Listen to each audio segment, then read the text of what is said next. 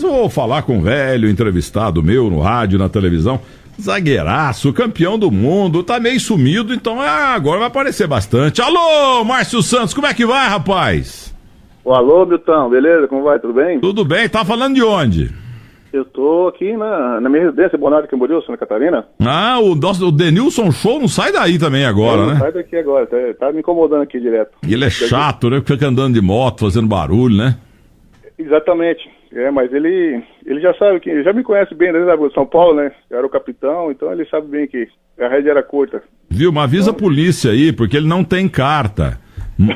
Prenda o Denilson aí em Santa Catarina. Aí, ó, tua filhinha tá chorando aí, ó. O meu filhinho, tem um filho de 1 ano e 7 meses, ele tá brincando, gritando lá na tarde de cima. Uai, você é pai novo ainda? Você viu? A fábrica não fecha não, cara. Tá com não quantos? fecha balanço não. Quantos filhos, Márcio Santos? Nossa. Não, eu tenho uma menina de 8 anos e um menino de 1 ano e 7 meses, um menino. Então, a última vez que eu falei com você tinha ido pra Santa Catarina e não saiu mais daí, porque aí é bom demais, né, Márcio? O estado aqui tá sendo a referência no país, né? É o estado que deu certo na União, né? Então, a qualidade de vida, tudo, né? O IDH aqui da cidade é a quarta do país, né? E, em geral, o turismo, tudo, para criar filho aqui, é uma das melhores cidades que tem no país, né? Então, além disso, eu também tenho os negócios, né? Você não sabe, desde a época que eu encerrei, eu estou aqui trabalhando com os negócios, sou empresário do ramo comercial, né? E, então, não tem como me ausentar tanto, mas apesar que agora eu vou começar a me direcionar um pouquinho no futebol. Em agosto agora eu vou fazer o curso de gestão na CBF, né? Então já vou começar a direcionar para poder ajudar um pouco o nosso futebol brasileiro, né?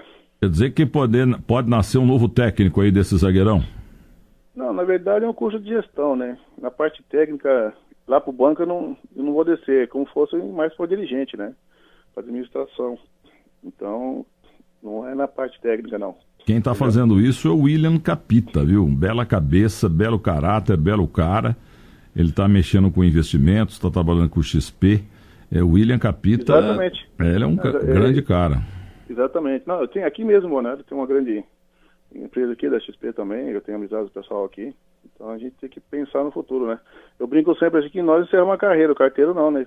Todo mês a gente conta para pagar na caixinha, né? Isso, é porque tem jogador, você falou certo, rapaz. Tem jogador que pensa que todo domingo ele vai voltar, ele vai fazer gol. Todo domingo ele vai jogar. Exatamente. Toda quarta-feira. Não, tem hora que é igual rádio, televisão, ator, apresentador, uma hora. Se não fosse assim, o Pelé tava jogando até hoje, né, Márcio? Não, então o detalhe principal, né? Quando o jogador encerra a carreira, é o começo da vida, né?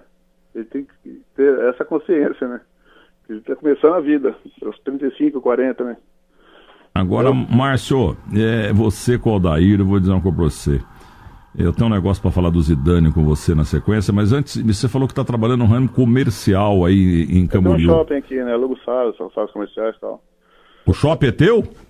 É meu comprei desde 95, né? Eu comprei antes até, né? Antes eu mudei pra cá em dezembro de 95, mas eu já tinha comprado em 94 já. Eu já sabia há muito tempo disso, porque eu fico muito triste, que eu gosto muito de vocês, jogadores veteranos, e eu sempre tenho informações tristes envolvendo a condição financeira, não todo mundo, mas da maioria. E eu sempre soube do teu shopping, eu fico muito feliz, viu, Márcio? Porque você, além de ser cerebral na área, tranquilo e tal, não tão tranquilo quanto o Aldair por impulsível, mas você sempre... já viu agora eu dei um bicão uma vez nesses anos todos? Então, cara, e quarto zagueiro normalmente tem que ser butinudo, né? E eu fiz uma viagem de 98 na Itália, quando o Brasil perdeu para... Nós perdemos lá para o gol do Canidia e eu voltei no voo da Varig com o Aldair, na classe executiva, e de lá aqui ele não abriu a boca, ele não falou nem boa noite, nada. Eu ia perguntar justamente isso, meu. O apelido dele no meio da Copa era brincadeira, sabia? O apelido dele porque a gente conversava, brincava, dava uma risada entre nós, e o Aldair só escutando. Aí alguém perguntava para o Aldair o que ele achava daquilo que foi falado, e ele só falava, brincadeira, né? Então ficou apelido de brincadeira no meio da Copa, né? Que jogador, mas que zagueiro, hein? Foi um parceiro, o melhor que eu peguei, né? O Aldair, quando saía na jogada, eu sabia que dificilmente ele ia ser batido, e vice-versa também, né? Eu e o Aldair fizemos uma dupla bem boa em 94, né? Então, você de pé direito, ele de pé direito, mas a canhota dele era boa também, né? Mas a minha canhotinha também, eu joguei muito futebol de salão na minha infância, né? Então a canhotinha eu sempre soube trabalhar bem, né? Nunca tive dificuldade nenhuma com a canhota também, né? Isso é legal. Pra zagueiro é a melhor coisa que tem. Eu acho que o zagueiro que bate com as duas pernas, nossa, ele não se aperta em momento algum na jogada, entendeu? Quando ele só trabalha uma perna, em qualquer momento do jogo ele vai se apertar. E eu, graças a Deus, eu daí também não tinha esse problema. A gente saía bem com qualquer perna, passe longo. Então isso aí ajuda muito no futebol, né? E naquele jogo do Cotobol em Dallas, lá no Texas, foi o único jogo que eu vi do Brasil de Copa do Mundo. Aliás, eu nunca vi a seleção brasileira jogar no Brasil também. E foi o único jogo que eu vi mesmo, aquele jogo duro, 3-2 para nós e tal. E o jogo duro, e eles foram pro ataque. O Rijkaard errou um passe, o nosso Aldair cortou, com a canhota lançou lá na esquerda pro Bebeto e gol do Romário. Ei, rapaz, mas foi um lançamento primoroso, né? Você lembra, não, claro? Na verdade foi com a direita. Foi ele lançou com o pé direito. Olha que ele... não, ele cortou, ele dominou com a esquerda e lançou com a direita, isso. Com a direita. Mas, assim, o pessoal sempre pergunta qual foi o jogo mais difícil, o jogo... Eu vou ser sério, o jogo da Holanda não foi o mais difícil. Nós estamos ganhando o jogo, 2-0, aí deu uma relaxada dentro da partida. Aí a Holanda fez um gol de bola parada, fez um gol Bergkamp, empatou, aí um olhou para cara do outro e falou, pô, só tá a Holanda jogando faz uns 20 minutos, nós paramos de jogar, né? Aí voltamos pro jogo, começamos a pressionar e fizemos um terceiro. Mas, assim, o jogo mais chato mesmo, não é que foi o mais difícil, foi dos Estados Unidos, né? Porque nós entrávamos em campo naquele mês da Copa, qualquer jogo que a gente entrava, parecia que a gente entrava no Brasil, porque teve uma patrocinadora que dava camisa verde e amarela para o pessoal, a torcida. A gente estava em campo, via todo mundo de verde e amarelo até se sentir em casa. E aquele jogo foi diferente, né, dos Estados Unidos, né? 17 de julho, 4 de julho, foi o dia da independência deles, né, o dia mais importante, e nós entramos em campo, não tinha o verde e amarelo, todo mundo com a bandeirinha na mão dos Estados Unidos, tal, mas tem tudo bem, né, nosso time era experiente, mas a expulsão do Leonardo atrapalhou um pouquinho, né, no começo do jogo, e eles queriam ganhar depois de anos. Tem até uma história interessante, que eu joguei o jogo da FIFA em 2001, né, um ano antes da Copa de Japão e Coreia, foi eu e o Romário do Brasil, né, e o goleiro nosso na seleção da FIFA era o Meola, que jogou em 94 com a gente, né? Contra a gente, pelos Estados Unidos. Aí, um dia antes do jogo, ele estava no hotel, aí ele sentou na mesa para jantar comigo lá, e eu falei, meu, agora você vai me tirar uma dúvida. Por que os jogadores dos Estados Unidos, alguns jogadores acabou o jogo, vocês saíram chorando, vocês queriam tirar o Brasil? O Brasil, em toda a Copa do Mundo, eu chegava na final, ou era vice, ou era campeão, e os Estados Unidos, o esporte deles, eu sempre falei que era da cintura para cima, né? Eles usavam o braço, a perna só para correr. E aí ele falou assim, mas aquele jogo foi um jogo diferente para nós, e assim, aí nós tínhamos um cachê muito alto para tirar vocês, era $500 mil para cada um só naquele jogo. Eu falei, pronto, se fosse comigo eu ia chorar também, agora eu entendi porque vocês choraram, né? Ô Márcio Santos, por que você virou Márcio Santos?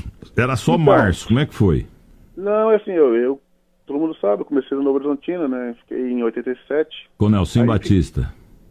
O Nelson chegou em 90 que vai jogar, aí jogou uma decisão no Paulistão, final histórica lá, né? Mas assim, eu fui em 87 para Novo Horizonte e lá tinha 2 Márcios no elenco, né? Tinha o Márcio Rezende e o Márcio Flores.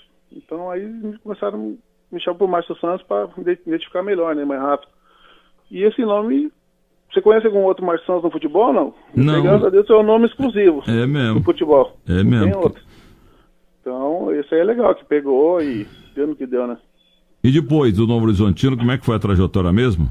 Então, aí eu joguei a final histórica, lá em 90, pelo Novo Horizontino e tal, e eu fui para a seleção brasileira jogando pelo Novo Horizontino. Todo mundo pensa que eu fui para a seleção, as pessoas se esquecem que eu fui, logo depois do Novo Horizontino, a gente foi para o Inter, de Porto Alegre.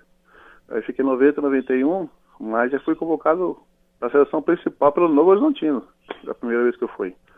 E aí, eu fiquei 2 anos lá. No final de 91,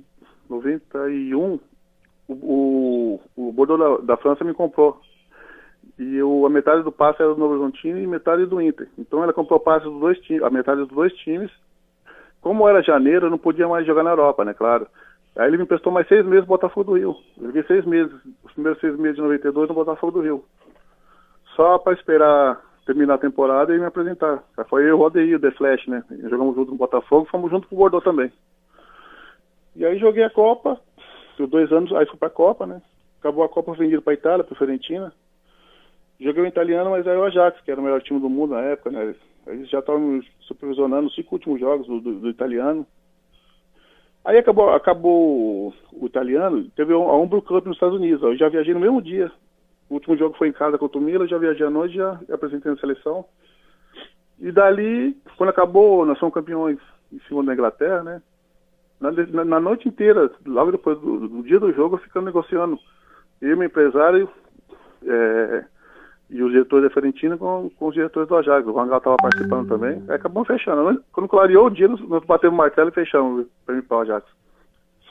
E o teu último time, qual foi? Então, aí eu fui para o Ajax em 97. Aí o Van Gaal, que não gosta de brasileiro, acabei me estranhando com ele lá, né? Então eu pedi para ser emprestado em 97. Para voltar para a seleção, que não estava mais na seleção. E aí eu vim para o Atlético Mineiro em 97, no primeiro semestre, emprestado, né? E aí consegui voltar para a seleção, para a Copa América, tudo. Fomos para a França antes da Copa América. E aí acabou o meu empréstimo, eu voltei para a Holanda, o São Paulo foi lá e me comprou. O São Paulo me comprou, aí eu fiquei no São Paulo até 2000. Aí em 2000 eu fui para o Santos, só que assim, no Santos eu passei alguns meses sem receber, né? Eu e outros jogadores. Aquele timaço foi montado no Santos em 2000. E eu tive uma... Assim, o pessoal... É de costume, todo mundo sabe que tem um acordo verbal dentro daquele clube famoso. Então, o jogador que entrava na justiça, eu tive que entrar na justiça para receber, eu estava sem receber no Santos, né? Eu e todos os jogadores que estavam sem receber, né? Na verdade, eu fui aquela velha história, né? Eu não consegui mais retornar para time grande, depois que eu consegui até a liberação, ganhei o passe na justiça. Aí eu comecei a rodar. Aí eu saí do Santos, em começo do ano eu fui pro Gama. Joguei o Brasiliense, fui campeão brasiliense e tal, no primeiro semestre. Aí eu pensando que ia voltar para o clube grande, né? Fazer uma ponte do Gama. Mas não consegui mais retornar. Não consegui mais retornar para o clube grande. Aí fui pro Catar, aí comecei a rodar. Eu fui pro Catar no segundo semestre. Aí eu voltei em 2002. 2002, no último Rio São Paulo, eu joguei pelo ET Jundiaí. Eles me convidaram, eu joguei o último São Paulo que teve, eu joguei pelo ET Jundiaí. Aí fomos bem até, foi atração no Rio São Paulo. Aí acabou o Rio São Paulo, o que eu fiz? Foi em 2002, aí fui pra China, entendeu? Eu joguei lá onde tá o Gil agora, onde tá o Tardelli, o Cuca, no Nan Taishan lá, no Nan.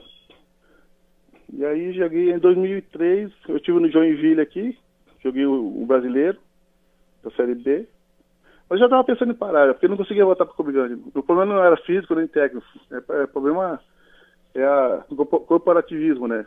Porque eu fui prejudicado desde eu sair do Santos. Eu não consegui mais voltar para o clube grande. Eu falei, não, graças a Deus eu soube montar minha estrutura aqui e tal. Aí eu tinha encerrado praticamente. Aí eu recebi um convite para jogar o Paulistão de 2004, na Portuguesa Santista. Eu joguei o último Paulistão para a Portuguesa Santista. A Portuguesa foi até bem no Paulistão. Chegamos perto da final até. Mas aí eu falei, não, vou encerrar, não. Eu não vou ficar tentando voltar para time grande, mas não. Eu tinha condição de jogar em time grande ainda, com certeza. Aí eu vi que realmente o corporativismo que estava mandando nos bastidores, e eu resolvi voltar e administrar meus negócios, né? Encerrar minha carreira. Mas eu encerrei tranquilo, né? Todo jogador sonha ganhar, eu ganhei na carreira, né? Eu soube viver bem o futebol.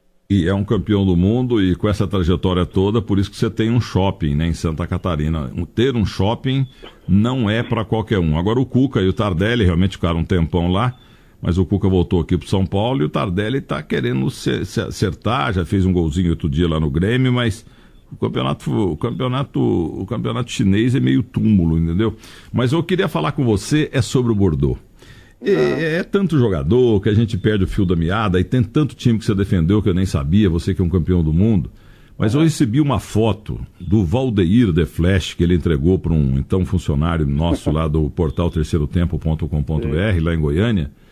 E a foto ela é emocionante, porque você tá lá de back, você tá lá imponente, grandão, forte, você tá com aquela importância toda de um jogador campeão do mundo. E o The Flash, o artilheiro, o Valdeir, de centroavante ali naquela pose de Pelé, porque ele era a estrela do time, né? Porque o cara era fazedor de gol mesmo. Você em pé lá, imponente, e ele de back... Ele fazia e eu não deixava. Isso, você evitava gol e ele fazia gol. E o The Flash ali naquela posição de Pelé, né?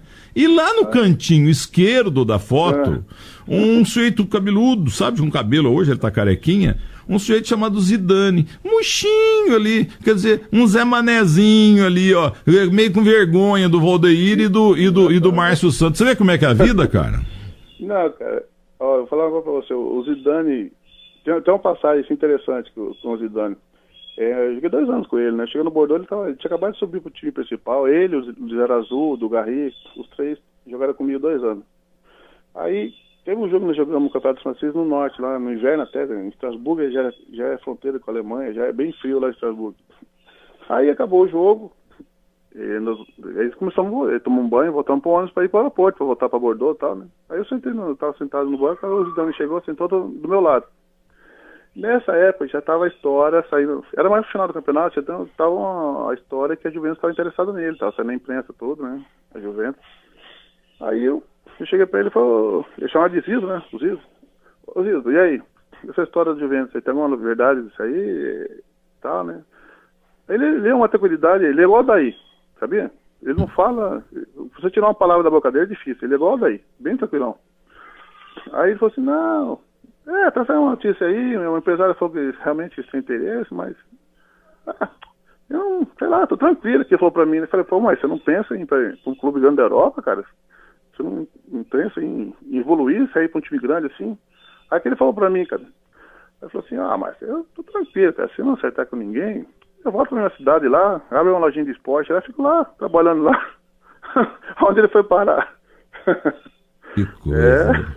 Em que língua, como é que foi? Como é que era o teu francês, o inglês? Você falava com ele, como é que foi? Francês, né? Quando você sai para a Europa, a imprensa não perdoa, eles querem te entrevistar, né? Então, você tem que aprender o mais rápido possível. O francês e até o italiano é mais fácil ainda, né? Mas o francês, a língua latina, é mais fácil de aprender também, né? Você pega tipo a Holanda é mais difícil.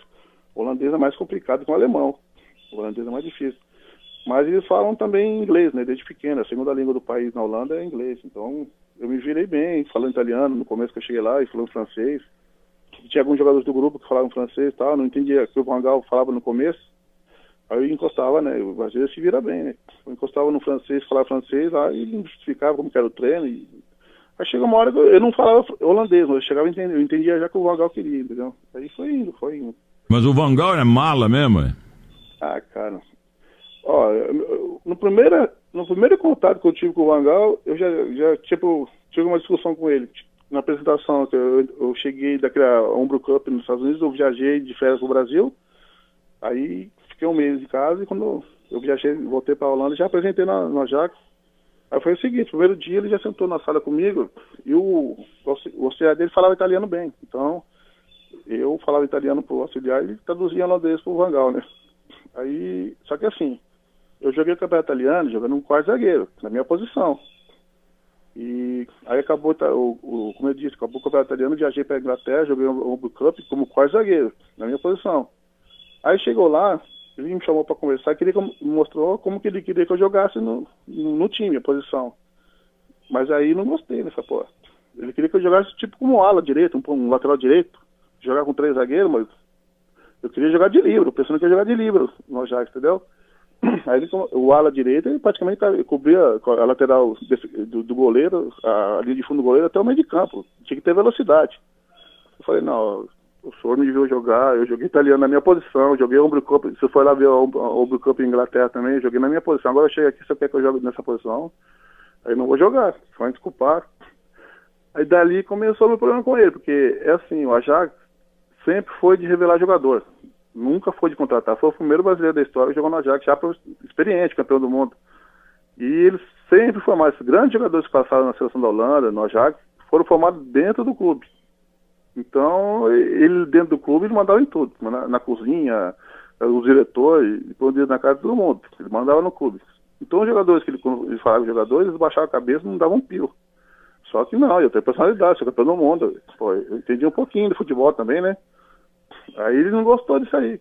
Ele achou que ele teria que ficar quieto e fazer aquele, tipo um general mesmo, o que ele queria que ele fizesse. Eu não fiz, não. Eu prefiro não jogar para ele, eu prefiro ficar no banco, porque eu não quero prejudicar a minha imagem nem a do Ajax. Eu não vou me sentir bem jogando nessa posição. Então no primeiro dia já começou em paz com ele. Eu fiquei no banco. Falei, não. Aí a gente estava jogando na Champions League, o Danny Blind, que era o líbero, se machucou. Então eu joguei a primeira fase inteirinha como titular e fui muito bem. Só que o Danny Blind era capitão, era o veterano do time lá. Quando ele voltou, eu fui pro banco de novo. Falei, não, eu vou ficar no banco aqui, né? Eu tenho condição de jogar. Aí começou a ser passo. Aí eu pedi para ser emprestado pro Atlético Mineiro, porque eu queria voltar para a seleção. Eu estava sem jogar no Ajax, e eu fiquei... A própria seleção brasileira jogou lá na Holanda, fiz um amistoso lá contra a Holanda, dentro do estado do Ajax, eu não estava no grupo, eu estava jogando. E aí deu certo. O meu pensamento, eu voltei pro Atlético, eu voltava à seleção, acabou dando certo, né? Só que o Van Gaal é isso aí, ele não gosta de brasileiro. Depois ele saiu do Ajax e foi pro Barcelona. O que aconteceu? O Rivaldo fazia gol dormindo na consideração, era o melhor do mundo na época, o Rivaldo. O que ele fez? Ele chegou no Barcelona, colocou o Rivaldo aberto, o ponto esquerdo, lá para ele não aparecer. O jogador, quando aparece mais que ele fica louco. Ele não gostava disso. Ele chegou lá, já mandou o Stoichkov embora, e o Rivaldo começou, não podia tirar do time, ele começou a jogar de ponta esquerda, bem aberto, para ele não aparecer muito. E foi assim, para onde ele passou. O Lúcio, ele chegou no Bayern de Munique, dando de tirar o Lúcio já. Então, é um cara que não gostava de brasileiro, ele fazia o máximo, não só de brasileiro, mas de jogador que aparecesse mais que ele ficava incomodado de sacanear o jogador, entendeu? E o Zidane, o que ele falava do futebol brasileiro? Naquela época ainda que eu estava jogando na França, eu estava em alta, né? O futebol brasileiro estava bem, tinha grandes jogadores de atividade ainda, grandes nomes. Os jogadores brasileiros que jogavam na Europa eram um destaque dos clubes na Europa, então sempre foi muito respeitado o futebol brasileiro, né? Só que assim, o europeu, eu sempre falo, né? O jogador, tem muito jogador que chega aqui no Brasil, é Deus, é ídolo, chega na Europa, ele não aguenta ficar 6 meses e quer ir embora. Por quê? Porque lá você começa do zero. O que você fez no Brasil, ninguém viu lá fora. Então você tem que ter personalidade, ter paciência, esperar a hora certa de você se adaptar. E o principal, né? Por exemplo, a França era muito fechada. Quando eu fui para a França, poucos jogadores tinham jogado lá. Então, assim, as imagens que chegam do Brasil, lá da Europa, assim, na Europa do Brasil, é favela, carnaval, só coisa, Amazônia. Eu ficava louco isso aí quando via a televisão em matéria do Brasil, né? Aí isso refletia dentro do clube. Os jogadores chegando bem, ganhando bem, até mais que eles. Você fala, por que esse índio aí tá ganhando mais que a gente aqui? Será que ele faz de bom? Aí ele não te respeita no começo. Aí você tem que fazer diferença, tem que ter paciência, cara. O Rodei não teve. Nós tivemos 5 anos de contrato com o Bordeaux, né? Nós dois. Mas no primeiro ano, 6 meses, já pedi para ser emprestado. Me quis voltar. Eu falava com o Rodei, pô. Naquela época era difícil ser vendido para a Europa, era muito difícil. Aí eu falei, pô, nós estamos aqui, cara, vamos aproveitar. Resumindo, os 2 anos que eu joguei na França, fui o melhor zagueiro dos dois campeonatos, tanto é que eu fui para a França. Eu rodei, começou a viver por São Paulo emprestado, aí acabou o empréstimo, voltou de novo para o Fluminense. Então é assim, tem que ter personalidade para poder se manter na Europa, né? Agora, o Márcio Santos, você conheceu tão bem, conviveu 2 anos com o Zidane, né? Que você está dizendo aí que ele era um cara calmo, sossegado, não ambicioso. Falou, se não der certo eu volto lá para minha cidadezinha lá, eu vou fazer uma lojinha e tal. E se esse cara tão tranquilo e tão educado, e a gente tem essa imagem dele mesmo, se ele perdeu a cabeça com o zagueirão lá da Itália, deu uma cabeçada no cara, porque o sujeito falou que tinha faturado a irmã dele, é isso? É isso mesmo. Eu não vou falar a frase inteira, mas falou da irmã, é Sorella em italiano, né? Ele terminou assim a frase. Como é que é? É Sorella, é irmã em italiano, né? Aí ele falou, a frase terminou com a Sorella, ele não aguentou, né? É aquele cara que só aguarda, vai aguardando aí, pô. Chega a hora que baixa um pano preto, ele não quer saber onde tá não, ele não enxerga mais nada. Aí baixou o pano preto bem dentro do jogo, né? Aí ele não viu mais nada ali, né? Aí ele deu uma cabeçada no zagueirão no Materazzi, né? Mas ele era assim, ele era tranquilo, eu nunca vi o Dani se alterar.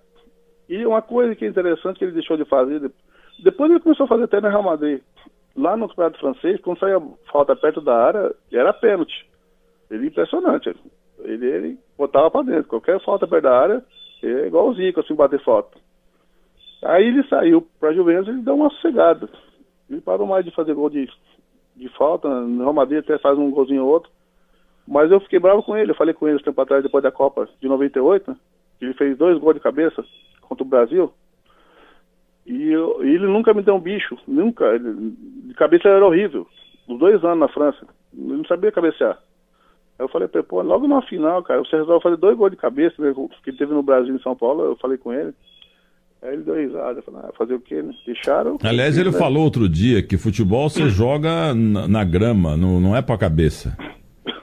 Não, ele era horrível. Realmente, de cabeça ele era horrível. Nunca produziu nada. Quer dizer, de cabeça é pra cabecear, porque pra pensar é um craque. Ele resolveu o jogo em 5 minutos, ele resolveu o jogo pra nós. O que eu tô dizendo é que não é pra cabeça, ou seja, ele não gostava de cabecear, entendeu? A cabeça é pra pensar, mas pra jogar com os pés e com as pernas e tal. Agora, o Materazzi utilizou criminosamente um aspecto sexual envolvendo a irmã do Zidane. Mesma coisa que o Costa Curta fez com o Miller, né? Tanto é que o Miller, quando fez aquele gol do título contra o Milan, o gol mundial, ele não comemora, ele fica com os 2 dedos na cara do Costa Curta, porque ele ficou o tempo todo falando da mulher do Miller, né? Então, mulher do Miller, o sem vergonha do Costa Curta. Então, mas aí o castigo vem a cavalo, né? Aí é legal dar o troco assim, né? Aliás, foi um gol sem querer, até esquisito aquele gol, né? Não, avisaram pra ele que ele fez o gol. O Valmir corre, comemora que você fez o gol. Ele nem sabia que tinha feito, né? Ele ficou xingando o Costa Curta lá. Agora, o Márcio Santos, e aí, Santa Catarina, como é que tá o nosso futebol aí? O Avaí, Figueirense e tal, Chapecoense ameaçada, o futebol o Criciúma esteve bem, mas deu uma caída, como é que tá aí? Então, é que eles oscilam demais, né? Você vê, tem uns anos atrás tiveram 4 na Série A praticamente, né? 4 catarinenses. Mas é velha história, né? Eles não têm a estrutura, assim, para incomodar na Série A, né? Tanto é que eles dificilmente se mantêm na Série A. O Avaí é alternância. Quando um sobe, o outro cai. Agora caiu 3, só o Avaí na primeira. Mas, assim, eu sempre falo, aqui no estado eles são time grande, no caso, né? O Avaí, o Figueirense. Mas pro resto do Brasil eles não são time grande, né? Então, por aí você ia ver. As pessoas sempre perguntam assim, Márcio, por que você nunca quis trabalhar em Santa Catarina? Eu falo, não, eu penso grande. Eu estou acostumado a dar volta olímpica. Eu não vou trabalhar no clube para virar saco de pancada, subir primeiro. Para mim não interessa. Porque eles pensam pequeno aqui. O problema deles é o seguinte, vai começar um brasileiro da Série A, por exemplo. A programação deles é se manter na primeira e não cair. Aí não dá para trabalhar num clube assim, né? Vou se manter na primeira, aí falei, não, assim não vou trabalhar no clube, se manter na primeira, eu quero chegar lá na frente, quero ser campeão, ou chegar na Libertadores no mínimo, entendeu? Isso mesmo. Agora deixa eu voltar à Holanda, concluindo esse papo com você, tô com saudade de você, entrevistei você no rádio umas 200 vezes. Na televisão não tem lembranças, a gente se cruzou não, né? Mas eu quero te convidar, quando você estiver por São Paulo, ou quando você quiser. Eu fui no teu programa, pô. Ah, você foi na TV? Eu chorei tudo lá no teu programa. Pô. Contamos a história da tua vida. Da vida, pô. Foi, terceiro tempo. Foi que é tanto jogador, rapaz. Você tá convidado agora no mês que vem, como esse ano é aniversário do Tetra, 25 anos do Tetra, né, cara? Então, dia 17 de julho, aí em São Paulo, nos Jardins, nós vamos se reunir, todos, todo mundo já confirmou, vamos se reunir numa casa noturna lá e vai ser no dia 17, mas depois eu passo. Mas que prazer, que honra. Aí você estando lá, pô... Agora eu lembrei, você chorou mesmo, Gilberto Silva chorou, Fábio Simplício. A própria CBF também vai fazer um evento dia 12 de julho, dia 13 lá na Granja, 2 dias nós vamos ficar lá. Mas, viu? Acho que no sábado vai ter um joguinho lá, nós vamos jogar também. E você ainda bate uma bolinha ou já tá gordo? Eu penso nada. O pessoal pergunta se eu jogo pelada quando eu vou andar em algum lugar. Eu falo, não jogo mais pelada não, eu dou show ainda. Você tá com 40? Cara, eu vou fazer 50 agora em setembro. Eu errei feio. Hoje é aniversário do Paulo Sérgio, que é de 69 também, né? Paulo Sérgio faz aniversário hoje e eu faço agora em setembro, que eu perto 50 anos também. Paulo Sérgio Silvestre do Nascimento, é meu vizinho. Me diga uma coisa... falar da Holanda para terminar aqui, aquele célebre, único jogo da seleção brasileira que eu vi no campo, Brasil 3, Holanda 2, e você jogou muita bola também. Aí, terminou o jogo, Brasil 3-2, e eu no centro de imprensa, ali, quer dizer, era pertinho o Cotton Ball, o campo e o centro de imprensa do outro lado, era só atravessar um pátio. E lá na minha sala, como de todas as rádios do Brasil, nas salinhas pequenininhas, ficava o sinal de imagem, áudio e vídeo, tudo aberto lá nos 2 vestiários. O Dick Advocati, antes da coletiva dele, porque eu já vi técnico xingar, Luxemburgo, Filipão, técnico bravo, chutando tudo e tal.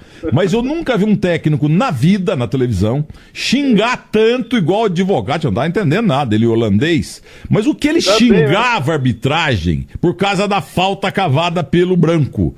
O Dick Advocati, ele ficou vermelho. Eu achei que ele ia infartar e ia morrer. Porque a falta, até o brancão lá, como é que chamava? O Keman?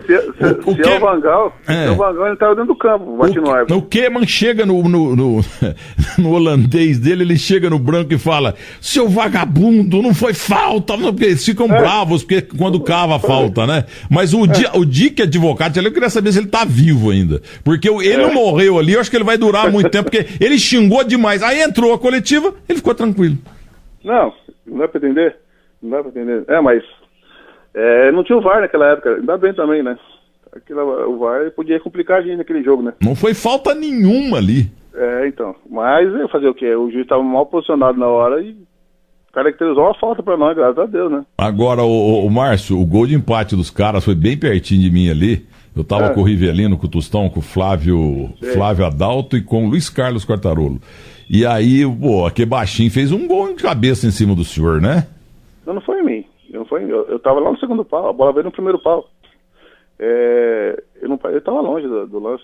Então, mas nós dormimos ali no corner, pô. Os caras empataram o jogo, calou o Cotton Ball. O nosso time deu uma relaxada no jogo. Aí nós nos cantei, tomar gol.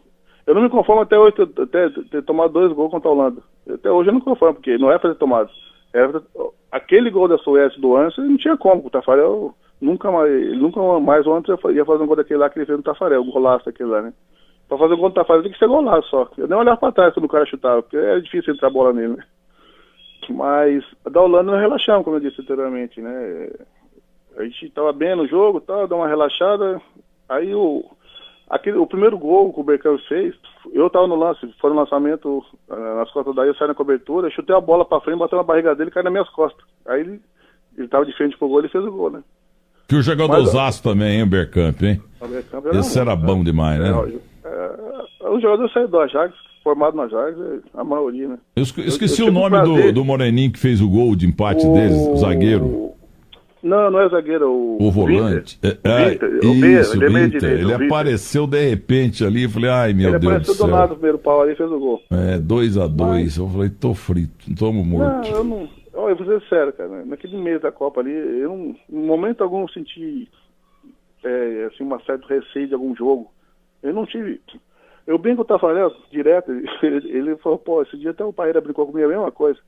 Eu falo assim pra ele assim, Tafa, você lembra do jogo dos jogos da Copa? Eu entrava com um monte de revista na mão, colocava no gol, você ficava lendo, cara. Você não trabalhou na Copa? Você trabalhou nos pênaltis e o Baixo estou pra fora ainda.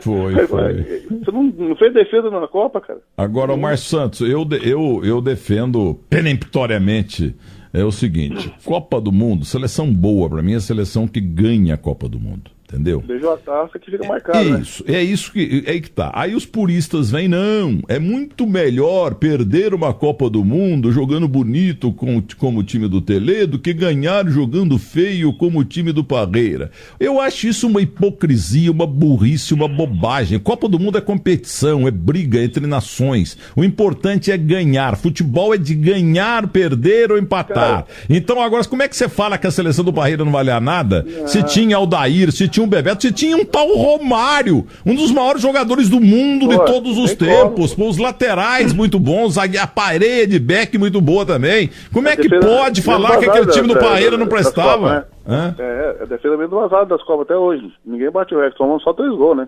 Na Copa do Mundo. Mas assim, em relação a isso aí, desde 94 sempre escuto essa história. Por exemplo, o que você falou, os jogadores que tinham, a qualidade era muito grande. Mas assim, o Brasil sempre, desde 70...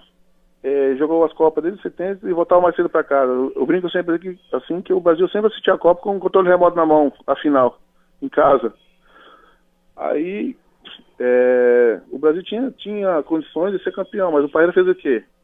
O Brasil sempre voltava mais cedo. Vamos fazer um esquema seguinte: vamos marcar igual europeu e jogar como brasileiro. Vai ser assim. Vamos não dar chance para o adversário. Com a bola no pé, tem os dois lá na frente ali, o Romário e o Bebeto.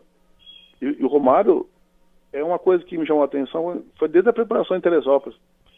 O Romário, todo mundo sabe que ele não gostava de treinar, que ele daquele jeito dele. Ele não era muito chegado em treino físico. Mas aquela preparação desde o primeiro treino em Teresópolis, treino físico, o Romário puxava a fila no treino físico. Muita gente, ninguém sabe disso. Ele chegou com uma forma tremenda lá na Copa. Ele puxava até no físico. Eu falei, nossa, o Romário tá bem, isso é que ele tá passando bem, gente, na hora do treino eu falava. Mas ele puxava a fila de treino físico. Então, pra aí você ver a motivação. Agora, mundo, né? Ô Márcio Santos, pra terminar, eu tenho uma notícia muito... Eu não gosto de fofoca, eu odeio fofoca, mas eu tenho que falar isso pra você. Eu ouvi uma entrevista do Ricardo Rocha, e o Ricardo Rocha, que era zagueiro também, jogava na mesma posição que o senhor. Sim, claro. E o Ricardo Rocha falou que você, Márcio Santos, era muito ruim em cruzamento pela direita, mas no cruzamento pela esquerda você era pior ainda, que você perdia todas na cabeça, que você não sabia pular. Esse Ricardo Rocha não gosta de você, Márcio Santos. Eu tenho certeza que ele não falou isso, porque ele não tinha quando ele fala, não. Falou pra mim, falou. E falou que o teu pé esquerdo era ruim também. Não, nada. Eu lembro que eu nasci destro. Depois não lembro de mais nada. Pra mim é igual as duas pernas eu trabalhar. Mas o que acontece? Em 94... Não, ele vai confirmar aí, o Ricardo Rocha meteu o pau em você, que você era péssimo na cabeça e no pé direito e no pé esquerdo. Então não podia jogar na seleção, Ricardo Rocha. O Milton não agita, Milton. Oi, Ricardão. Tudo bom, Márcio? Milton, beleza. Como zagueiro da Copa, jogou muito, eu sou fãzaço, sou amigão dele. Isso me lembra muito o atacante, quando eu fui jogar na Argentina, o treinador me chamou e disse, esse atacante é completo. Não faz gol, não dribla, não cabeceia. Ele é completo, ao contrário. Essa é boa. Mas você meteu o pau no Márcio Santos pra mim, né, Ricardo Rocha? Nunca. Meu parceiro de concentração, pô. E outra coisa, hein? Dormimos no mesmo quarto, toda a Copa do Mundo. Mas foi um garoto, Milton, assim, que eu acho que foi uma das grandes conquistas nossas naquele ano, né? Porque era um garoto, ninguém esperava. Eu joguei com 23 anos na Copa, né? Ricardo Rocha e Ricardo Gomes. O Ricardo Gomes machucou e todos falavam Aldair e o Parreira colocou ele para jogar comigo, na realidade, né? E o Márcio, com uma personalidade imensa, para mim, foi espetacular. Eu acho que ele foi um exemplo daquele jogador que chegou calado, tranquilo, era um garoto, escutava muito todos nós. E eu era um cara, juro a você, eu era um pouco chato com o Márcio. Como eu gritava com ele dentro de campo. Roncava pra caramba. Pelo amor de Deus. Mas assim, como eu tinha mais experiência, eu sabia que eu não jogava Copa, e via nele, eu queria fazer tudo aquilo que ele fez na Copa do Mundo. Então, eu conversava muito com o Márcio, a gente ficou no quarto aí toda a Copa do Mundo. Eu acho que o Márcio era um garoto e foi espetacular. Nos ajudou muito a trazer esse título com uma personalidade. E isso é muito bom. E Milton, a gente faz 25 anos esse ano do título mundial, né?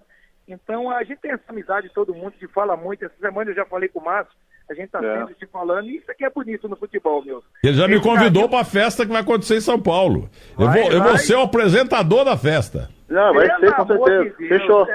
Não, você é o nosso convidado, você está convidado, vai ser no dia 17 também. A CBF também está fazendo uma festa, mas aí uma festa mais na Grande Comari para todos nós, mas vai ser grandes comemorações. Eu acho que a gente tinha um lema, Milton, que era Amigos para Sempre, que era aquela música Amigos para Sempre, e isso eu acho que ficou muito claro o que foi a nossa seleção de 94.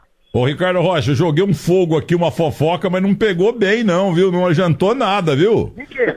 Falar que você falou mal do Márcio Santos, não deu certo a minha tentativa, hein? Eu não acredito nunca, cara.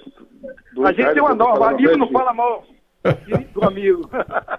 Agora diga pro Márcio Santos, o teu livro, porque eu tô recebendo hoje aqui 2 livros espetaculares. Sérgio Xavier escreveu Edmundo, Instinto Animal, a história do mais ousado craque do futebol brasileiro. E histórias de Ricardo Boechat, contadas por quem conviveu e trabalhou com ele. Toca o barco. E agora... Canal no YouTube. Canal no YouTube? Isso. Ricardo Rocha 3. Isso, e eu tô também no YouTube lá, canal oficial do Milton Neves. Então, que você vai falar do Márcio Santos no teu livro? Fala bem. Mas é como eu te falei, o que eu falei agora pra vocês, o Márcio foi essa grande revelação, essa grande surpresa, que era um garoto. A gente sabia que ele era muito bom jogador, mas ele cresceu dentro da competição, meu. Ele cresceu com aquele time, com a nossa seleção jogo a jogo. E ele, desde o início, ele foi titular. Como eu te falei, era o Ricardo Gomes, mas Ricardo não chega da Copa, e o Parreira coloca ele comigo na zaga, e o Machuca entrou o Aldair, que para mim os 2 melhores zagueiros da Copa foi Aldair e Márcio Santos, né? E foi espetacular. Eu acho que falar de um Márcio é muito fácil, isso é ver os jogos da categoria, do nível que foi o Márcio Santos dentro da Copa do Mundo. E eu fiquei feliz de saber dele aqui que ele tem simplesmente um shopping lá em Camboriú, um shopping. É mesmo? É? Então vai ser mole assim, Ricardo? Até hoje? O homem taca bufunfa, viu, Ricardo? Tá. Eu vou escrever meu livro, que é melhor. Eu vou escrever meu livro, e um do livro vai contar muito, que você sabe, além dos jogadores, o Frei da Paraíba, né? Que é um Frei famoso. Né? Eu vou contar essa história dentro do livro.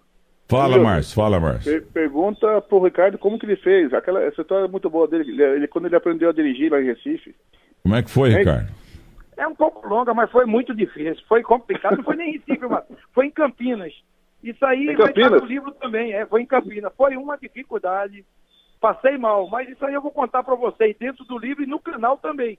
Ricardo Rocha 3. Olha aqui, o Renato Otranto, repórter lá de Campinas, ele viu o dia que você foi fazer exame prático para motorista. Você sentou... Não. É assim, quando você está aprendendo a dirigir, a pior coisa para o motorista é pegar uma subida com semáforo. Você para o primeiro do semáforo, entendeu? Aí depois você fica suando, na hora de vai abrir o semáforo, você vai fazer. Você vai levar todo mundo para trás, entendeu? Esse é o medo. Aí conta aí, Ricardo, a partir daí. Não, na realidade, meu Deus, eu fui na subida, e chegou na subida, eu não sabia o que fazer. Eu coloquei o freio de mão. Suava pra caramba, minha mulher de lado, dando esporro, o menino, você preocupado. Nisso o sinal abre, e eu me esqueci do freio de mão. Eu acelerava o carro não saía. Os carros buzinando, 6 horas da tarde em Campinas. O que é que eu fiz? Não tinha como sair. Eu estava muito nervoso na época, com meu filho pequenininho, desci do carro, coloquei... Puxou o freio de mão, né? Meu nome. Alô? Você puxou o freio de mão e aí? Aí não anda mesmo, né, Ricardo? Não. Conta aí, Ricardo. Acho que caiu a linha dele aí. Não, é assim, ele puxou o freio de mão, desligou o carro, ele era o primeiro da fila, aquela fila de carro atrás dele, né? Ele ia levar todo mundo pra trás, né? Aí ele puxou o freio de mão, desligou o carro, foi lá, era o Fusca, ele abriu a tampa do motor atrás e fez esse sinal de negativo, para todo mundo passar. A pessoa foi passando, todo mundo, quando ele viu que estava meio vazio, ele saiu lá gaguejando com o carro lá e foi embora.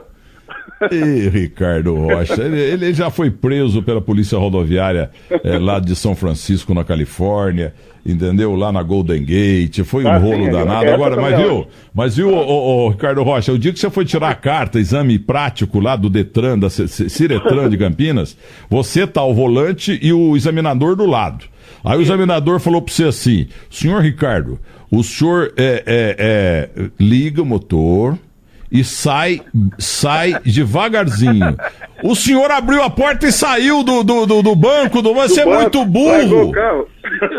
Ô, Ricardo, você é muito burro, é pra sair com o carro devagar, você saiu do carro, pô. Mas, Milton, ele não explicou direito, eu fiz o que ele mandou, pô.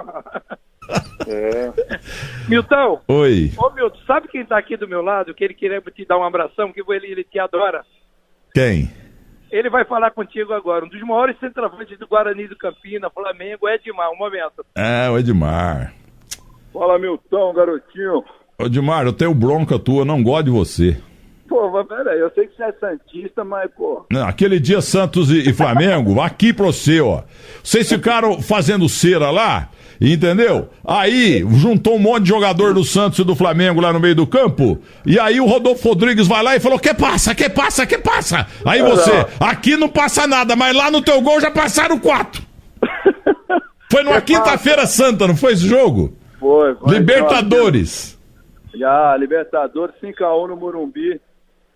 Aquele ali foi cruel, né? E teve o outro também que foi cruel, foi o 5-1, Corinthians e Santos, que eu fiz os 4 gols, né? Não, mas você falar pro Rodolfo, o Rodolfo chegou lá bravo, que passa, vamos jogar, porque não sabemos o que passa. Aqui não passa nada, aqui tá passando é gol lá no teu gol, né? Já entraram 4. Já se passaram 4. E foi 5. Essa é a história, hein? Ô, Edmar... Agora, com o Márcio Santos, Edmar, você nunca fez um gol na vida, porque você morria de medo do Márcio Santos. Pô, esse aí era muito fera. Oi, Edmar, beleza? Como você tá? Tudo bem, cara? E aí, Marção, beleza? Quanto tempo, cara? Mas nós nunca não se enfrentamos, eu acho, nos jogos, né? Eu tava minha carreira foi mais na Europa. E também, então, acho que é outra geração, ele jogou mais outra geração, né? Eu acho que ele tava mais aquele negócio, né? E se fosse pra eu acho que um dos dois ia dar migué, hein? Pra não, que a coisa ia ficar ruim. Edmar, tudo de bom pra você, viu? Valeu, meu. Um grande abraço. Eu passar pro Ricardo. Tá. Márcio Santos, querido, obrigado pela entrevista, viu? Espetacular. Muito obrigado, Márcio. Obrigado, Milton. Prazer em rever sempre e falar com vocês aí, tá? Muito bom. Aí. Agora apareça lá dia 17 de julho. Vou lá, se Deus quiser. É uma honra o convite. Agora, como é que chama mesmo aquele Beck lá, Ricardo não sei o quê, nunca jogou nada, enganador. Enganador. Você nunca jogou nada, Ricardo. Eu não jogava, eu e você, aquele gato tu joga não, a gente não joga, a gente se apresenta. Eu, você, Frank Sinatra, é outro nível de apresentação. Mas vem cá, Ricardo Rocha, o examinador da Ciretran de Campinas manda você, liga o carro e sai devagarzinho, o senhor sai do carro, do volante, fica no meio do asfalto, mas você é burro. Mas Milton era um garoto humilde, vindo de Recife, Milton. Andava de jegue, a mala de papelão. Então, boa sorte no lançamento aí do livro, do teu portal, tudo tá bom? Obrigado, Milton, a gente fala, um abraço, amigo. Grande abraço. Isso aí, você boleirada, vou te falar uma coisa, é um jogador velho comigo mesmo, viu?